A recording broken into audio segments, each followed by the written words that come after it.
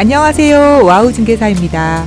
오늘은 최근 빌딩을 매각한 기생충으로 유명한 배우 이성균 씨 아내이자 영화 배우인 전혜진 씨 건물 투자 사례를 분석해 보겠습니다. 강남에서도 요지인 도산대로 바로 이면 논현동인데요. 엔터사들을 비롯한 각종 기업들이 선호하는 곳이고 상권도 탄탄한 곳입니다. 네, 바로 이 건물인데요. 건물 사이즈가 보통은 아닙니다. 여기 용도 지역이 3종 일반이고 도로 너비는 12m인데요. 이런 땅에 있는 건물치고는 규모가 상당한 편입니다. 주변 건물들 사이즈만 봤을 때는 용도 지역이 3종이 아니라 준주거 정도 되겠구나 생각할 수도 있을 만큼 규모가 큰 건물들이 많습니다.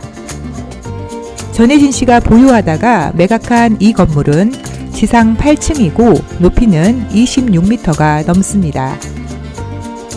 용도 지역과 용적률이 현재와 같이 세분화가 되기 이전에 지었기 때문에 이 땅에 이만한 크기의 건물을 올릴 수 있었던 것 같습니다.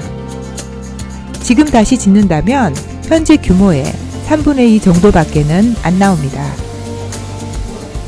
이 건물은 용적률을 무려 140%나 이득을 보고 있는데요. 이 부분이 바로 전혜진 씨가 이 물건을 선택한 중요 이유 중에 하나였을 것입니다. 주변 현황을 보겠습니다. 여기 소재지가 논현동인데요. 압구정역이나 압구정동과 불과 1km 정도 떨어진 위치입니다. 압구정 역세권 종상향과 압구정동 아파트에 대한 용적률 상향 이슈가 최근 본격적으로 수면 위로 올라왔습니다. 현재 3종을 준주거로 상향하고 또는 현재 250%인 용적률을 300%로 올려서 재건축을 높게 한다는 내용인데요. 이렇게 되면 해당 토지 가치가 올라가는 것은 당연하고 주변 땅값도 키 맞추기 한다고 상승하기 마련입니다. 결국 앞으로 지가 상승이 다른 지역보다 더 높을 것으로 예상하는 지역을 잘 찾았던 것 같습니다. 네, 물건지 바로 앞에 을지병원 교차로 사거리입니다. 여기에 바로 위례신사선 을지병원 사거리역이 들어옵니다. 이미 지금도 학동역, 압구정역, 신사역이 모두 10분 내외 거리에 있어서 전철 이용이 괜찮은 편입니다. 그런데 위례신사선이 들어오면 초역세권이 되면서 전철 교통망이 월등히 더 좋아지는 위치입니다. 이런 이유들 때문에 최근 이 근처를 눈여겨보시는 분들이 많이 있고 전혜진 씨도 그런 사람들 중에 하나였던 것 같습니다. 을지병원 사거리 랜드마크 중 하나가 바로 저 건물입니다. 코리안 특급 박찬호 씨가 가족 법인을 만들어서 2005년부터 소유하고 있는 건물입니다. 박찬호 씨 가족이 매입했던 2005년 당시에는 건너편에 영동호텔 그리고 안세병원 등이 있었는데요. 지금은 많이 변했고 그 가치가 예전과는 완전히 달라졌습니다. 박찬호 씨 외에도 이 일대에는 손예진 씨나 다른 유명인들이 많이 투자해 놓은 곳입니다. 네, 여기까지만 보면 전혜진 씨는 부동산 공부를 많이 했고 100점 중에 150점짜리 투자를 했던 것으로 보입니다. 예, 그럼 이 좋은 입지에 이 좋은 물건을 왜 다시 팔았는지 그 이유를 살펴보겠습니다. 2022년 4월에 140억에 샀고 확인 결과 100억 정도 대출을 받았습니다. 대출금 비율이 무려 71.4%였습니다. 가끔씩 보면 대출 비율이 이것보다 더 높은 경우를 보긴 했지만 대출 71% 수준이면 사실은 흔한 경우는 아닙니다. 너무 무리해서 투자했던 것으로 보입니다. 예, 대출 100억 받았는데 이자를 얼마나 냈는지 추산해 보겠습니다. 21년 7월까지는 역대 최저 기준금리 0.5%가 계속되었었습니다. 매입 당시 2022년 4월에는 1.5%, 그리고 23년 1월부터는 3.5%로 금리가 급격하게 올랐습니다.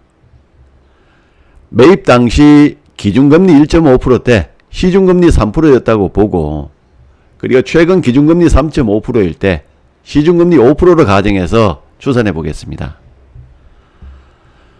매입 당시 22년 4월에는 이자가 월 약 2,500만 원이었는데 최근에는 월 약 4,160만 원으로 이자 부담이 한 달에 약 1,660만 원 증가했습니다. 제가 정확히 이 건물에서 세가 얼마나 나오는지는 모르겠습니다만 만실 상태에서 세가 아무리 많이 나온다고 해도 월 4천 넘기기는 쉽지 않을 것 같습니다.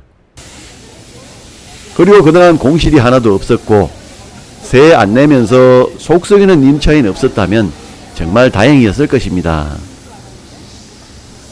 금리가 오르면서 월세가 이자에도 못 미치고 그리고 공실 등에 대한 문제들이 섞이다 보니까 벗어나고 싶다고 생각했었는지도 모르겠습니다.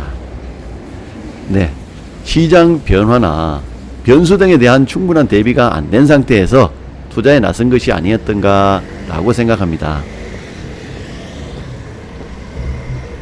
그럼 건물 상태도 보겠는데요. 약 25년 정도 된 건물인데 낡았습니다. 대장상으로 보면 1998년에 지어서 크게 수리를 한 기록 없이 그동안 쭉 사용했던 것으로 나옵니다. 일군 건설사에서 지은 고급 아파트도 20년도 안 돼서 누수가 생기고 배관이 막히고 금이 가고 등등 많은 문제가 생깁니다. 이 건물을 지을 때 아무리 잘 지어놨어도 세월을 이길 수는 없습니다. 심심치 않게 임차인들한테 연락 와서 뭐가 안 된다, 뭐가 또 고장이다 라고 할 것 같습니다. 특히 주차를 기계식으로 운영하는데요. 오래되면 적지 않은 비용이 들어갑니다. 월세가 이자에도 못 미치는데 추가로 건물 기계식 주차장, 관리 인력, 미화원, 전기, 승강기, 정화조 등등의 유지 관리 비용, 그리고 세금까지 만만치 않았을 것입니다. 이 모든 것을 감안한다면 매월 상당한 손실을 받지 않았을까 생각됩니다. 예, 이렇게 해서 전혜진씨 투자 사례를 살펴봤습니다. 140억에 사서 150억에 팔았는데요. 결국 손해본 것으로 봐야 됩니다. 물건값이 140억, 취등록세, 법인 설립 비용 등등 해서 7억 정도, 중개수수료 1억 2,600만원 해서 취득시 총 들어간 금액이 148억 2,600만원 정도입니다. 150억 매각 금액에 대한 중개수수료 1억 3,500만원을 합치면 총 들어간 돈이 149억 6,100만원 정도입니다. 대출 관련한 비용까지 합치면 손해보고 실패한 게 맞습니다. 예, 실패 원인을 간략하게 다시 한번 정리해 보겠습니다. 우선 무리하게 대출을 너무 많이 받았었고, 둘째는 급격한 금리 인상과 같은 시장의 변화, 그리고 공실 변수에 대한 대비가 충분하지 않았던 것으로 보입니다. 마지막으로 유지관리비가 구조적으로 많이 들어가는 건물에다가 근령이 오래된 건물을 선택했다는 것이 그 원인이었다고 분석해 봤습니다. 아무리 좋은 입지, 가치가 좋은 물건을 선택한다고 해도 투자의 기본은 반드시 지켜야 한다는 것을 이번 사례에서 잘 보여주는 것 같습니다. 가슴이나 목까지 차는 숨가쁜 투자는 권하지 않습니다. 허리까지만 차는 그런 수준에서 투자하시기를 권장해 드립니다. 오늘 영상 여기서 마치겠습니다. 끝까지 시청해 주셔서 감사합니다.